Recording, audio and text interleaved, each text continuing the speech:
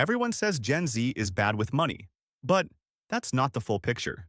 Because right now, the generation everyone wrote off is doing 5 things with their finances that most retirees have never tried. And those 5 habits are quietly building more long-term wealth than a pension ever will. Here is what they are. Here's the thing most people miss. Gen Z entered adulthood during a pandemic, a housing crisis, and record inflation. They didn't have the option of playing it safe. So instead of following the old playbook, work one job, save in a 401k, wait until 65, they built a new one. And some of what they built, it actually works. Not all of it, but 5 habits in particular, they're worth paying attention to, especially if you're retired or close to it, and your money isn't working as hard as you are. Habit number 1. They invest with whatever they have. Gen Z doesn't wait until they have $10,000 to start investing. They put in $5, $10, $20, and they do it consistently through apps that let them buy fractional shares of any stock or index fund in the world.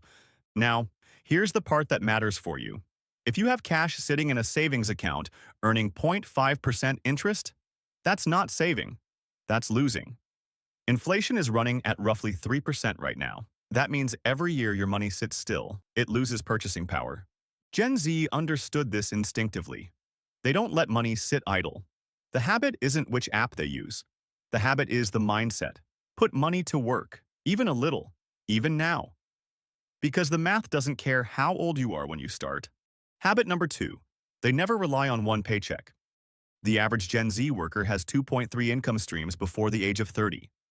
Side businesses, freelance work, selling products online, creating content. Now think about that.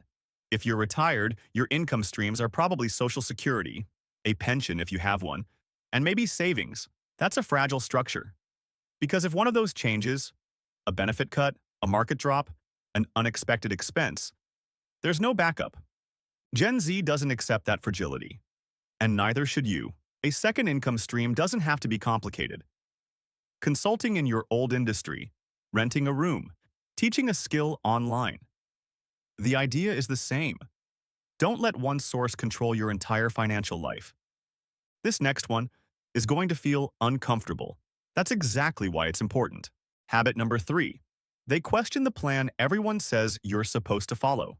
Most people born before 1980 were told the same thing. Get a job. Get a 401k. Retire at 65. Enjoy your life. Gen Z watched their parents follow that plan, and then watched the 2008 crash cut their parents' 401ks in half. So they started asking, what if the default plan isn't enough? If your entire retirement depends on Social Security, which averages $1,900 a month, and a fixed account, that's not a plan. That's hope. The habit isn't abandoning your 401k. It's stress testing your assumptions. Ask yourself honestly, if one of your income streams disappeared tomorrow, what would you do? If you don't have a clear answer, that is where the work starts. Habit number 4. They automate the boring decisions so they never forget to make them. Gen Z sets up automatic transfers to savings the day they get paid. Before they spend anything, before they check their balance, the money moves on its own. This isn't a new concept, but it's one most people never actually implement. Because willpower runs out. Intention doesn't pay the bills. Systems do. Here's how this looks in practice. You decide. Every month, $200 moves automatically into a high-yield savings account. $100 goes into your investment account. Done. You don't think about it again. Over 12 months, that's $3,600 in savings and investments you didn't have to decide to make. Gen Z calls this paying yourself first. It's not complicated. It just has to be set up once. And that 1 hour of setup is worth more than a year of good intentions. And this last one is the hardest to talk about. But it might be the most important. Habit number 5. They refuse to wait until later to live. Gen Z invented something they call micro-retirement. The idea is simple. Don't sacrifice 40 years of your life for a 2-week vacation and a gold watch. Take breaks. Live while you're living.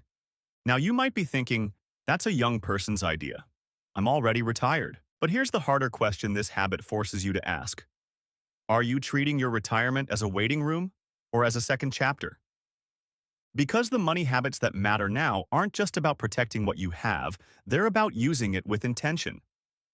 Seniors who thrive financially in retirement aren't the ones who spend the least. They're the ones who spend on what actually matters: experiences, health, relationships, and cut everything else. Gen Z calls this being intentional with money. It's not radical, it's just rare. So, let's put this together. 1. Invest with whatever you have. Don't let money sit idle. 2. Build more than one income stream. Even a small one matters. 3. Question the default plan. Stress test your assumptions. 4. Automate your savings. Systems beat willpower every time. And 5. Don't wait to live. Spend with intention, not just caution. None of these are complicated. None of them require you to be 24 years old. And none of them require a financial advisor who charges 1% of everything you own. They require one thing: deciding to think about money differently than you were taught to. That's exactly what Gen Z did, and that decision is available to you right now. If you want more breakdowns like this, simple, honest, and actually useful, follow Mind Over Money. Because the right information changes everything.